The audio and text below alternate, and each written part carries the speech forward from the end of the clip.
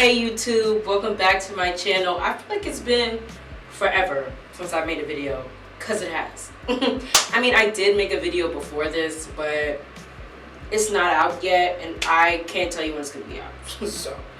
But yes, I am so excited to be back. So much has happened in the last, August, September, October, November, 4 months being in school, and I just feel like a bit it's time to talk about it, but at the same time, it's nighttime. It's like 1:34 a.m. in the morning. I just got out the shower, so I have my little leotard. I got this from, I can't even show you everything, but I got this cute little one piece from Shein.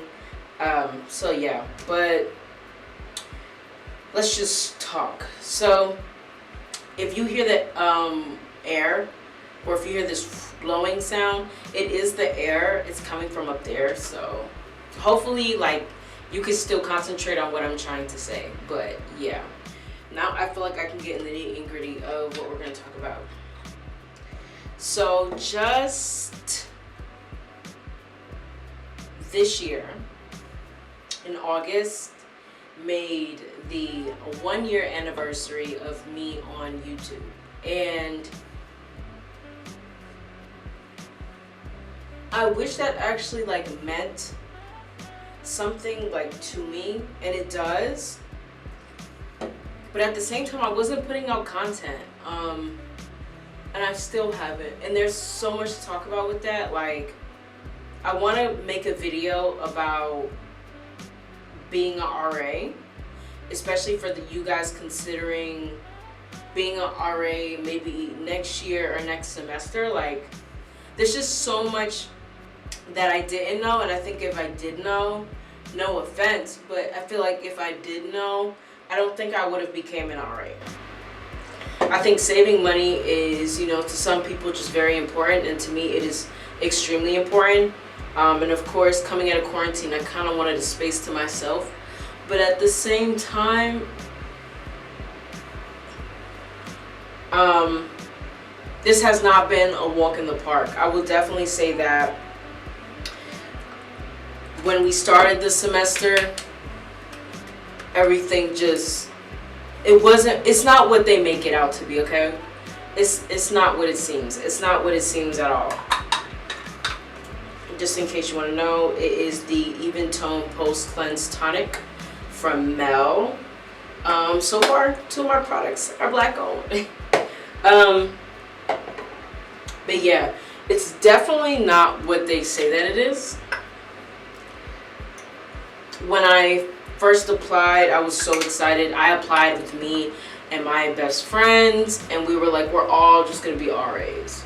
So I'm an RA in Myrna Hall. At least one of the RAs in Myrna Hall. And then my friend and my sister are RAs in Pfeiffer Hall. And then I have a friend in Beckwith, and then I have a friend in Raleigh. So we all decided to become RAs. But we didn't know what we were walking into, because after that, our RA, our CD, or our community director, basically our boss, ended up leaving. So when she left, we were kind of on our own, but we were, we had developed a system that worked for us. They kind of expected us to do CD work, do CD hours, but not CD pay. You get what I'm saying? And if not, let me put it into perspective for you. Here at our school, an RA is not paid. RAs are not paid. All we get is our free meal plan and housing that is given to us in the form of a scholarship. So that's all that you get. But when you become an RA and you've realized that you do more than what the job requires, and you're not getting paid for it, and you're expected to work 7 to 8 hour shifts with no pay. Mind you, you can't work on the weekends. Murner Hall only has 4 RAs, for example. We manage over 100 girls. But I can't just say one day I'm just going to get a job so I can support myself financially, because that's not how it works. And I'll go more into detail about all of this, but yeah. And I've just been really becoming a RA kind of discouraged me about making college content. And I know that what has really blown up on my page since I've started, and what I'm known for the small amount of people who know me at this point, is my college content. You know, the first video to blow up was my financial aid video, which I'm so grateful for, and I say it a lot in all of my videos, but I am. But at the same time, being an RA kind of made me hate my school. Like, it really, because you realize how how unorganized and how dismissive staff and faculty can really be as a student, and you're kind of expected to accept certain things that you know is wrong just because you're not going to be taken seriously. And I was just really discouraged, and I didn't want to, I was like, I don't think I want to be a part of that. But yeah, even then, like, even my CD before she left was like, you guys do more than what you guys should, or you're supposed to, but we're not paid for it. And I feel like, especially Res Life, I don't care. They don't care. And yeah, it just made me really discouraged. Like, the first few weeks, I locked myself in my room and I didn't even want to come out, because I was like, I don't want to do this. But you also don't want to lose your housing because you're falling into a depression, and you're rightfully disappointed. But you can't lose your housing, because where are you gonna go? And if you don't know, Clark had a whole housing crisis this year, and RAs were in the thick of that. I don't know how much I can go into detail about that situation, but I'm not afraid. It's just, we're going to have to talk about another video because it's so complex. But yeah, we were just thrown into the mix of having students begging for us to give them housing, and like parents complaining because there, you know,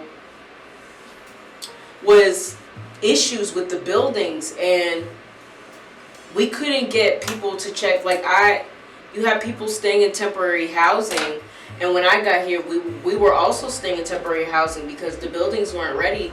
And you have frustrated parents, and you don't know what to tell them, and you're telling them just to go to Res Life and things like that. But that's not necessarily fair to them, right? Because rightfully so, they're right about one thing. I hope I'm not cutting too much, but at this point, I don't care. I'm cutting my ends, by the way. But they should not have had to worry about whether or not their child had housing.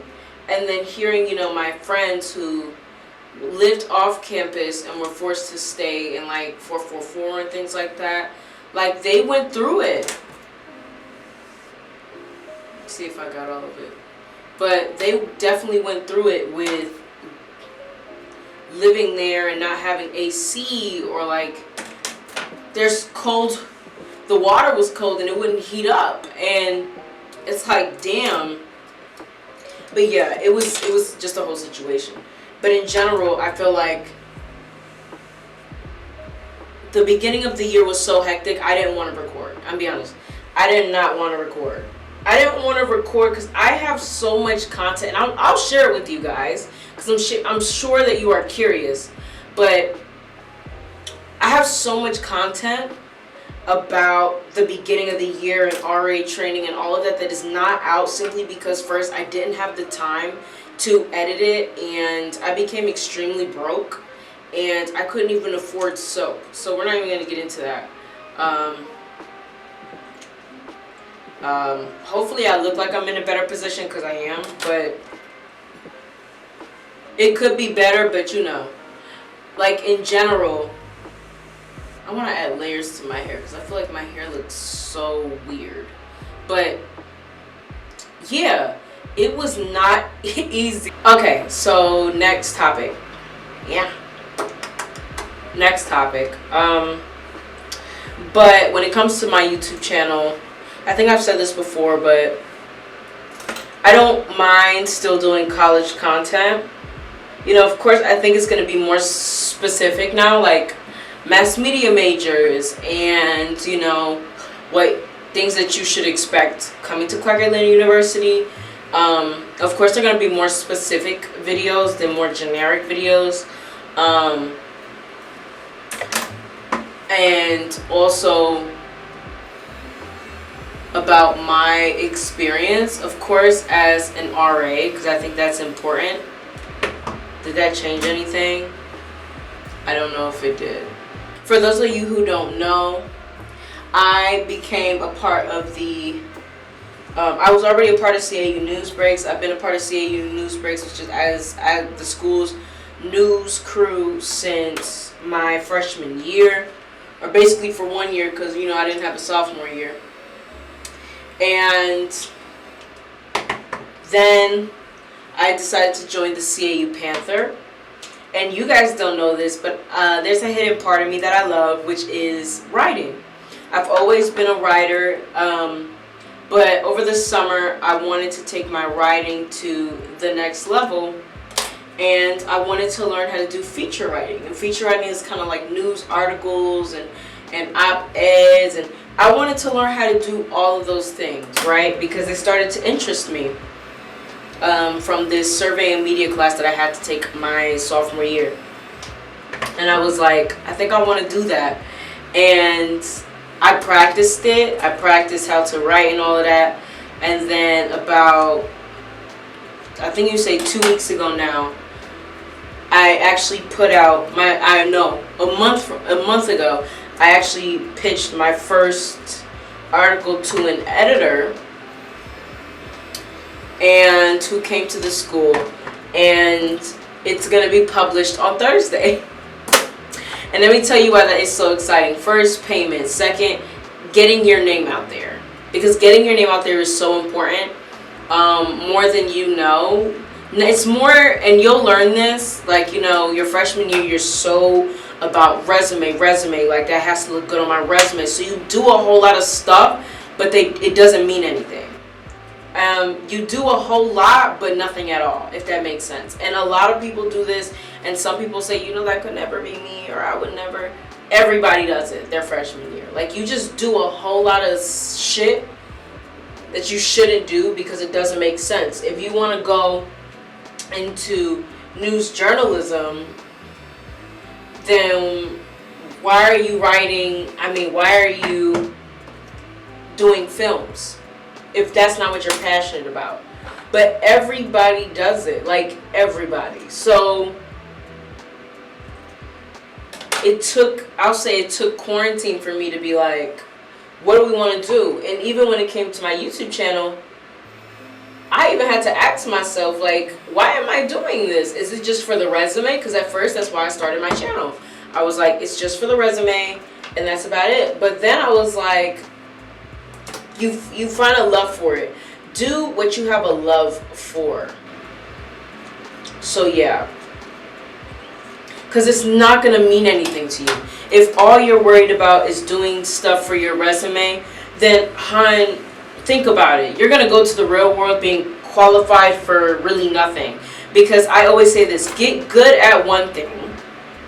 Work on one thing, get good at that one thing. Because when people ask you, what can you do?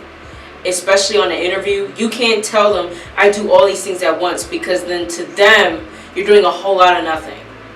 And there's not one thing that you're passionate about. And how can they trust you with their baby if you're so inexperienced? And then I came out with another article. It was a generic article, more like a feature article, but I got my first byline just 2 weeks ago about Netflix and Dreamville coming to Clark Atlanta University for the Path to Power Summit. And my first byline I got from pitching an editor on Twitter. And I'm not telling y'all to do that because there's specifics to do that. And we could definitely talk about that in another video. But she took a chance on me and she liked my article and she took it in and within 3 days it was published. And that was an eye-opener for me because I was like, oh my God, I could really do this. Like, I could really do this full time. And great example, if I wasn't into this, if I wasn't really passionate about writing, then I would not have gone out of my way to do what I did, because there's a whole story behind why I ended up going to Twitter to pitch that. But if you're not passionate about what you do, it's just going to seem like fluff to you, and you're not going to put all of you into it, and you want to stay away from things that aren't your gifts.